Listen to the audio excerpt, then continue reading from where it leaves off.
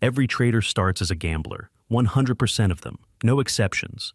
The charts are shining, the markets are moving, and you think you found the quickest route to financial freedom. But here's the brutal truth. Only 2% of traders ever evolve into consistent winners.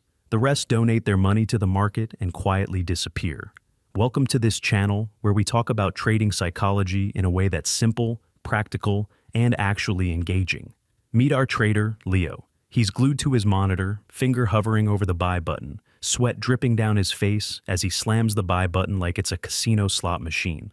One lucky trade, and he's up big. He shouts, he celebrates, he feels unstoppable. Then one violent move against him, and the entire profit, plus his capital, is gone. Now he's just staring at the screen, frozen, wondering how it all vanished so fast. Leo isn't special.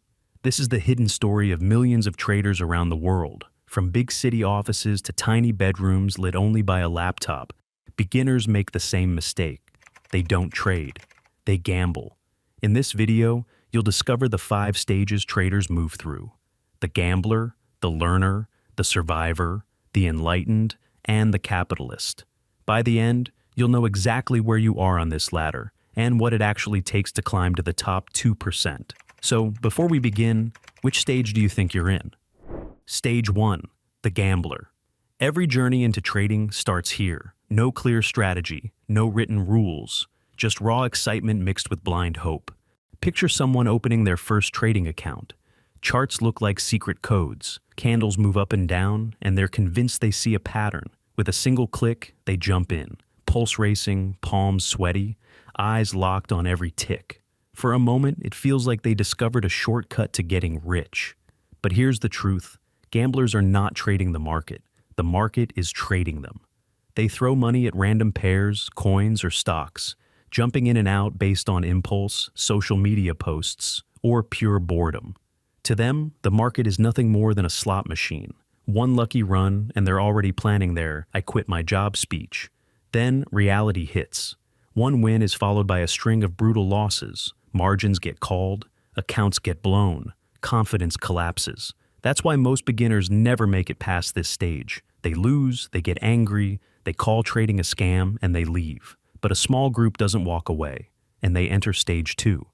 Stage 2, the learner. This is where ambition and confusion collide. After realizing that pure gambling doesn't work, the trader decides, I need to learn. So they dive into the internet and start devouring everything. Moving averages, Fibonacci, supply and demand, price action, harmonic patterns, and etc. They study them all, one after another, like binge-watching a never-ending series. Their charts become a mess. Indicators on top of indicators, colored zones, arrows and pop-up alerts. More information, less clarity. In this phase, the learner is always chasing the one perfect strategy. They're convinced that the next course, the next indicator, or the next guru will finally unlock consistent profits. But here's the trap. They now have knowledge, but no control. They might know the names of 50 patterns, but they still risk too much. Exit too early or too late. Panic after a loss and get greedy after a win. Knowledge without emotional control and risk management is like giving a sharp sword to a child. Dangerous and ineffective. Still, this stage is necessary.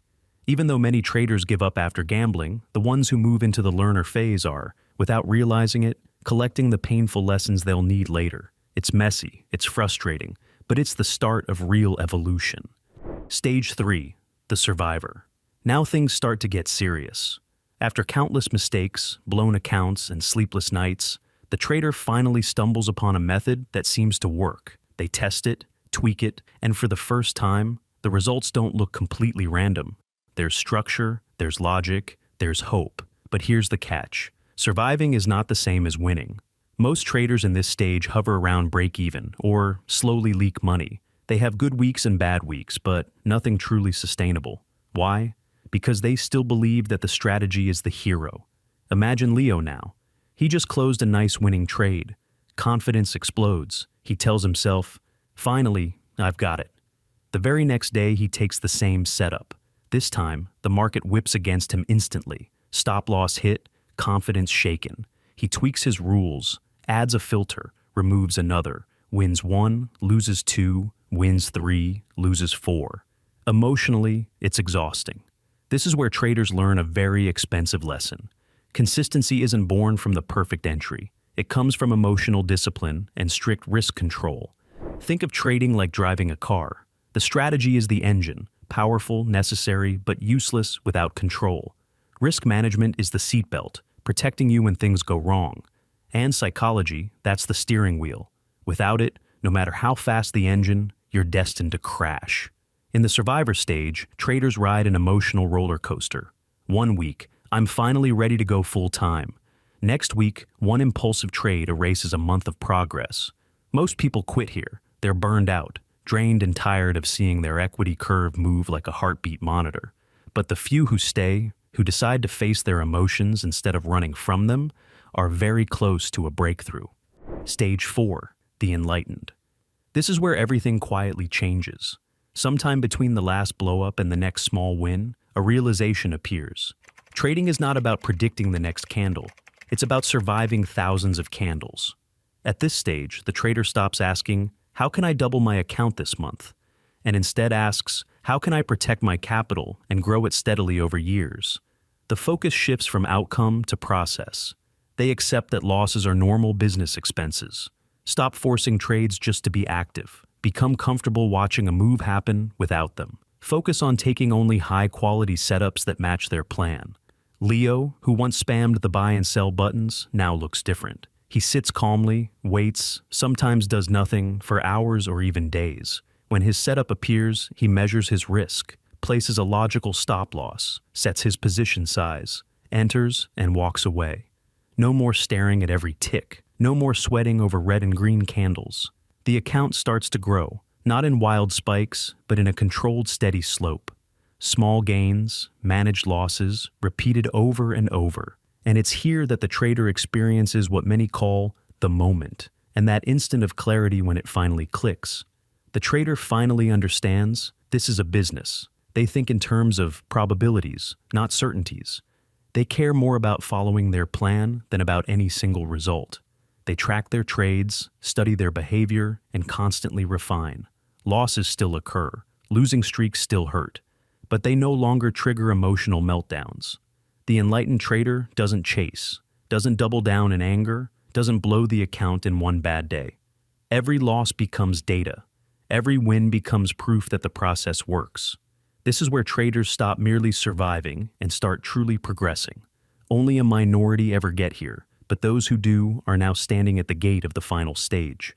Stage 5, the capitalist. This is the top of the mountain. Very few traders reach this point. Out of 100 who start, only a couple might ever stand here. But those who do operate in a completely different way.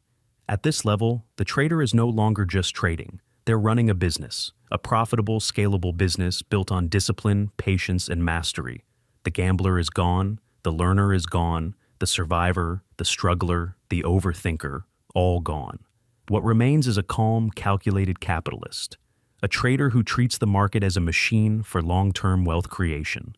The capitalist has a strategy, but not just any strategy. It's tested, proven, and refined over years. They don't chase quick wins. They think in terms of probabilities, not guarantees. Their edge is small, but when combined with strict risk management, it becomes unstoppable. More importantly, their psychology is bulletproof. A losing day doesn't ruin their mood. A winning week doesn't make them reckless. Where the old version of them used to yell at the chart, the capitalist version hardly reacts. They execute, review, adjust, and repeat. Now, instead of chasing signals, they're increasing their capital, diversifying across different markets or time frames, automating parts of their system, and potentially managing other people's money or using prop firm capital.